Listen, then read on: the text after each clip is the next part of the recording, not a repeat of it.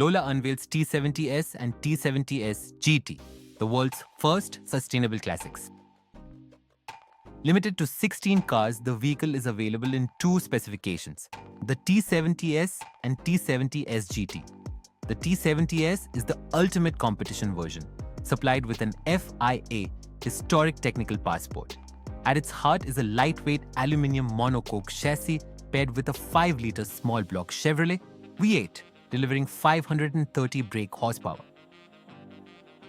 It achieves a top speed of 203 miles per hour and accelerates from 0 to 60 miles per hour in 2.5 seconds, with a power-to-weight ratio of 616 brake horsepower per tonne. The drivetrain is complemented by a period-correct transaxle and double wishbone suspension system, ensuring that driving dynamics remain true to the original.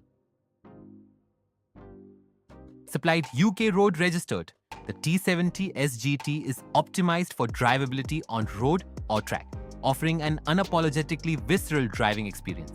It features a 6.2-litre small block Chevrolet V8, which produces 500 brake horsepower, enabling a top speed of 200 miles per hour and acceleration of 0 to 60 miles per hour in 2.9 seconds. The T70S retains the fundamental DNA of the race car while incorporating subtle enhancements for usability, including refined ergonomics, climate control, and limited storage solutions. It also benefits from damper adjustments and a Lola specification engine and gearbox pairing developed for road use.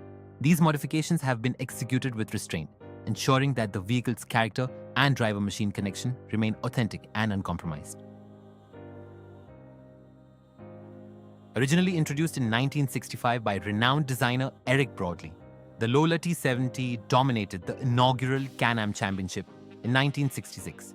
It went on to become the weapon of choice for privateers taking on Ford, Porsche, and Ferrari, with its competitive pedigree encompassing legends such as John Surtees, Jackie Stewart, and Mario Andretti. Perhaps its most famous win came in 1969 at the Daytona 24 Hours, with Mark Donohue and Chuck Parsons for Team Penske, beating the factory Ford GT40S and Porsche 908s.